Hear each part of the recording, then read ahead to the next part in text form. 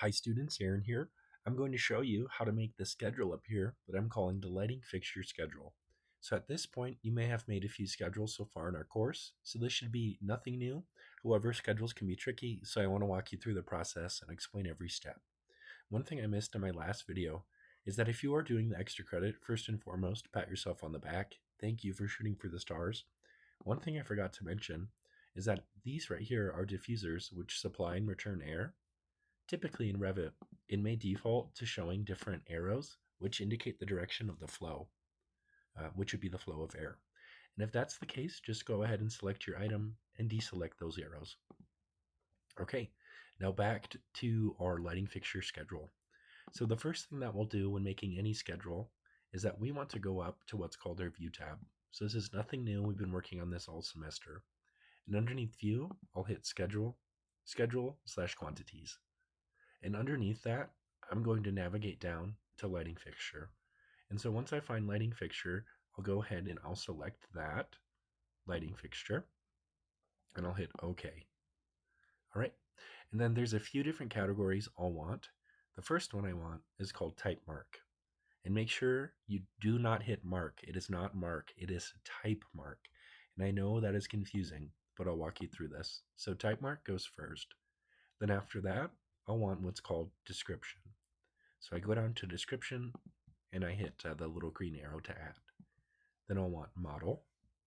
So I'll go ahead and I'll find that model.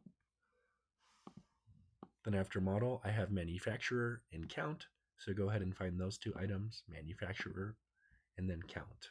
I always think it's quantity, but it's actually count. And then comments is our last one as well. And we'll want them in that order. If you accidentally misplaced any of them, simply click on the category and you can move up and down using these parameter arrows listed here. So after I do that, I click OK, and then let's play around with the settings a bit. So what you may notice is I'm actually going to double click into mine.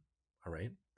I changed my titles to this. So I'd like you to change your titles to match what I have here. Put them in all caps. It's just nice and neat. Revit, for some reason, hasn't figured out that architects write in all caps always, and that having lowercase letters in our sheets just kind of gives us the ick, and we don't like to do that. We always have all caps, so make sure to do that. So a few things that we'll want to do first, and if I haven't mentioned it already, you want to make sure that all of your items are tagged before you make your schedule. All right. And then what we're going to do is I'm going to show you on my version how I organized this. So within every single kind of schedule, there's these things called fields, filters, sorting and grouping, formatting, and appearance. And they're very barbaric, super dumbed down, simple ways to organize information. Think of it like an Excel spreadsheet, but for like cavemen. All right. And it's just a very ugly user interface, as you can see. And so what I want to do here is I want to organize it by type mark, which is the name that's on my tags. Okay, so I'll do type mark. And then, oh, excuse me, I actually want that under sorting grouping. What I actually have here is I was leaving out one of my exterior lights. And the reason I left that out, this is just me adding a filter to leave that out, is because we haven't done that yet. Okay, and I don't want to overwhelm you, so please ignore that. I'm sorry. So we go under sorting and grouping, and we hit type mark. Okay, sort by type mark, ascending. All right, and then we want to make sure that itemize every instance is not checked. All right, so let me go back here and let's try that. So click any of these that say edit. Then you can go on to sorting/grouping, sort by type mark, uncheck itemize every instance, and then you'll have a nice list that these counts should match. All right.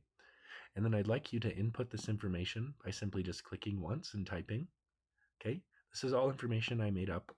You're welcome to copy and paste that from the PDF as well. And then remember, adding these is super easy. What I'll do is I'll go up to View, and then I'll hit this little View button up here, and then I can go ahead and type in, I think I named this light fixture schedule, and then I can hit OK, and I can add that right there. Okay, So you've successfully made it through the extra credit. And again, thank you so much. I really appreciate you taking the time to do that. If you have any questions, please go ahead and reach out. And as always, having screenshots, a video, or even your Revit file attached to your message makes my job a little easier when diagnosing issues. Thank you so much, and I'll see you in the next one.